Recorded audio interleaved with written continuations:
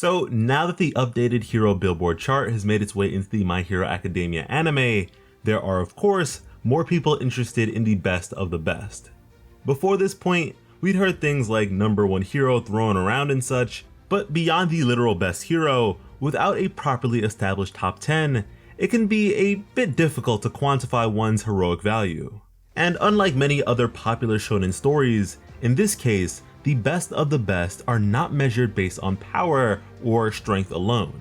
It is as much a strength test as it is a popularity contest. Quirk applicability and usage, dependability, number and significance of incidents resolved, association, likability, visual appeal, marketability, history, and so much more all factor into the designated numerical value of a hero amongst their peers.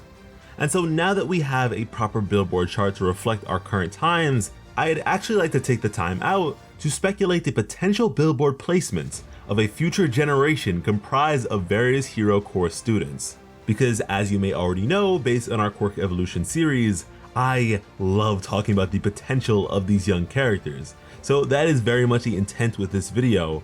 Rather than having it be a definitive prediction of the future, it's more so just some good fun to consider. And for the sake of clarity and simplicity, we will once again only be considering currently registered hero course students, meaning we won't be touching Mirio or fast forwarding to characters like Eri.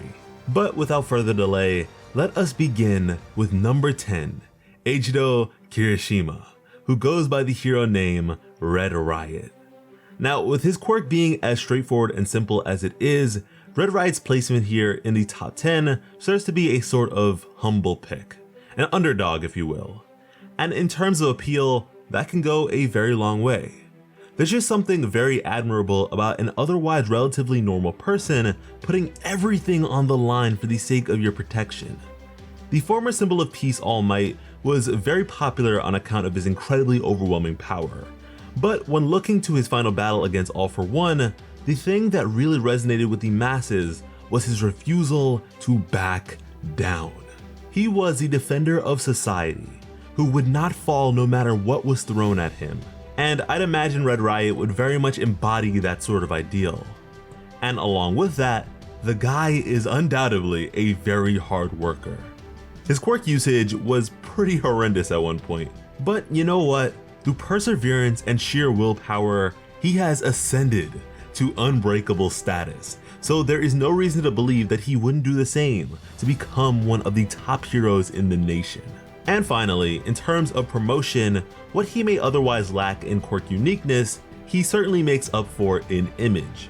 His spiked up red hair is iconic and one of those things I could definitely picture being really popular amongst fans. Now coming in at number 9, we have some class 1B representation from Nato Monoma, who goes by the very Persona 5-esque hero name, Phantom Thief.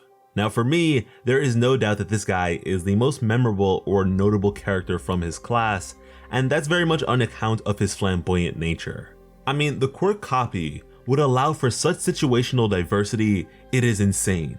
No matter the situation, incident, or conflict, Phantom Thief would be able to find a use. And what that really means is that he would have a nearly limitless supply of promotion opportunities. Very few heroes are desirable in just about any situation, and so he'd have a major leg up over the competition. And in his case, I say competition because of the sort of rank personality he has when it comes to superiority.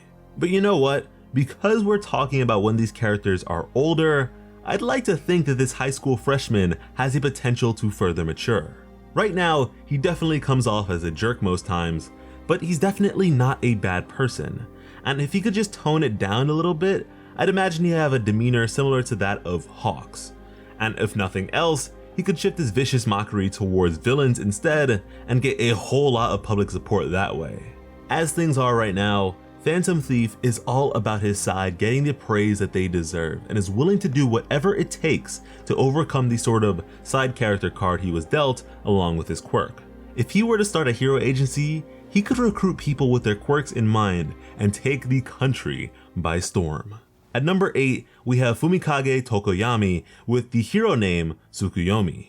Now, this is a character that just keeps getting better and better as the story progresses. The diverse pool of techniques and applications he has come up with for his quirk Dark Shadow is unreal. When he's able to even further control his power in complete darkness, he will no doubt fulfill a sort of Batman Dark Knight role in society. Just knowing that man's lurking in the shadows at night would definitely have criminals thinking twice about their proceedings. Now, I'd imagine that in this fictional world, like our real one, some members of the populace would seek a bit of representation when it comes to the people at the forefront of their society.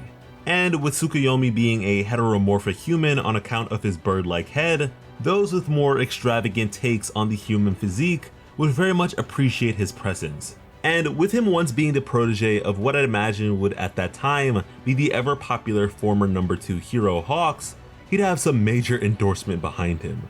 Being as reserved as he is, Tsukuyomi wouldn't exactly be one to go out of his way to promote himself, but I feel like his actions would speak for themselves. And maybe even literally if he were to hand Dark Shadow the mic. But either way, the silent type can be really cool and attractive in its own right. Holding the number 7 spot, we have a third-year student, Tamaki Amajiki, with the hero name Suneater. Being a member of the Big Three, Suneater would have formerly been one of the most accomplished young heroes to emerge from the nation's greatest hero institution. With his quirk manifest, depending on what he eats, Suneater could also be made applicable to a myriad of circumstances in need of a heroic presence. The sheer number of ability combinations he could possess are virtually infinite, making a fight against him really unpredictable.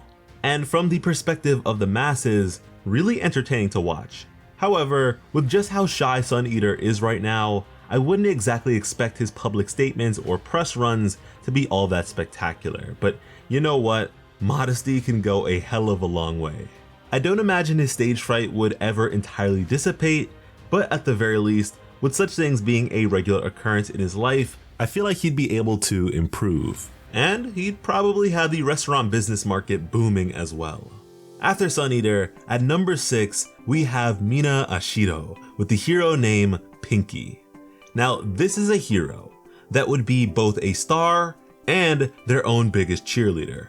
Pinky's positivity and overall personality is infectious, and I can only picture the massive fan base she'll one day have. In the field, Pinky seems to be abnormally courageous or daring, even by heroic standards, seeing as with no ground to stand on or security herself, as only a middle school student, she stood up to one of the most terrifying entities in the entire series to protect her fellow students, Gigantomachia.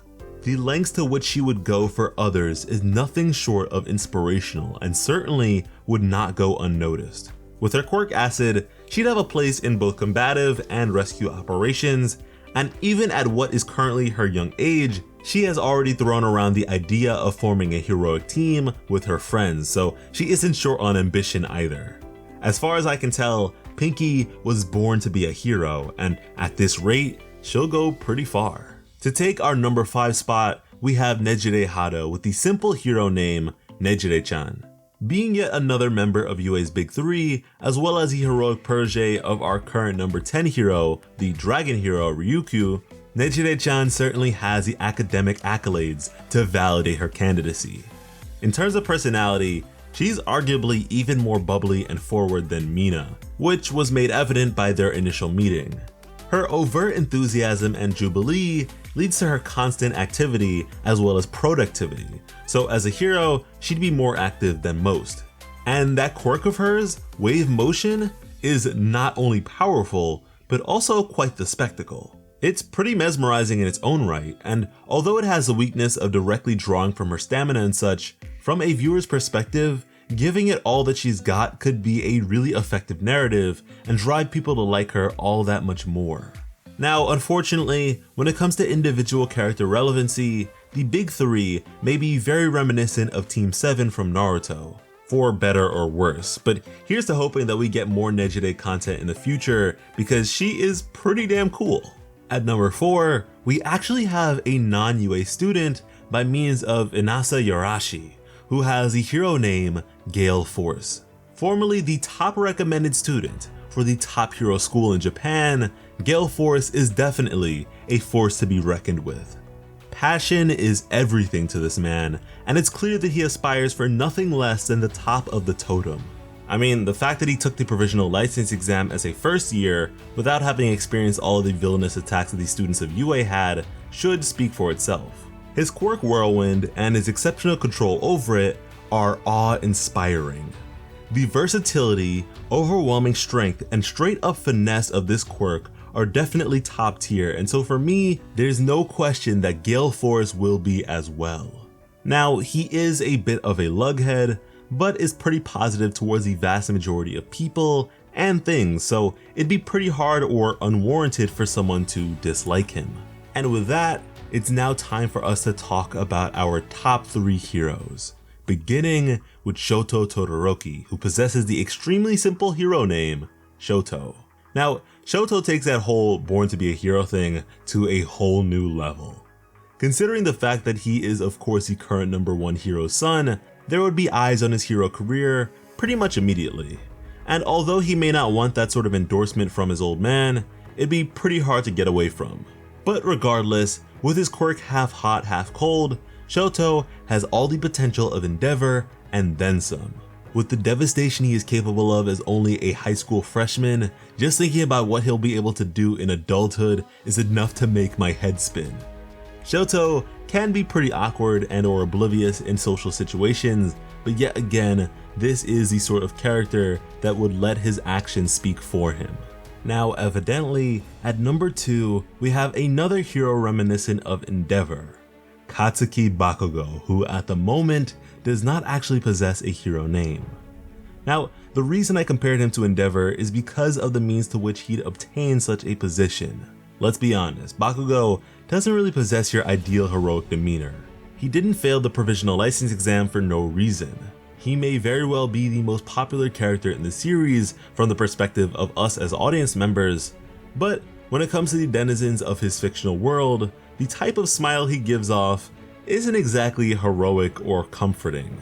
So, with the rate that he's at right now, he'll need to offset all that by resolving an obscene number of incidents. His drive to be the best is pretty much his entire character, so even at number 2, he'd likely never stop in his pursuit of the mountain's peak. But lastly, as if the top 3 in of itself wasn't predictable enough, at the number 1 hero position, we have the main character of the series clad in the power of plot armor, Izuku Midoriya, who goes by the professional hero name Deku. Being the successor of the former #1 hero and symbol of peace, All Might, for the literal purpose of becoming society's next beacon of hope, Deku has his power for a very set reason. And oh man, is this guy chaotically heroic. Certainly not to insanity levels like Stain, but to be fair, he was recognized by Stain to be a true hero like All Might amongst a sea of fakes. Deku is willing to forego all logic and allow himself to be beaten and battered to horrific states just to help someone, anyone, for the sake of heroism. And it's also quite clear that he will be taking the power of One for All to heights neither All Might nor any of the previous wielders of the power ever have. And we already know just how much All Might was capable of even out of his prime. Deku may lack drip or publicity by virtue of his personality and or appearance, but if we're talking about the power to overcome all odds and be the protectorate society needs, there is no greater pick than Deku. If not now, then later on. And that, my friends, is our list for the future top 10 heroes. Let us know if you agree or disagree down in the comments, along with anything else related to the conversation. If you enjoyed the video, I implore you to subscribe to the channel, because when it comes to bringing you some of the best My Hero Academia content on the platform, Plot Armor has you covered. As always, I am Slice of Otaku. Thank you all so much for watching and have an awesome day. I love you.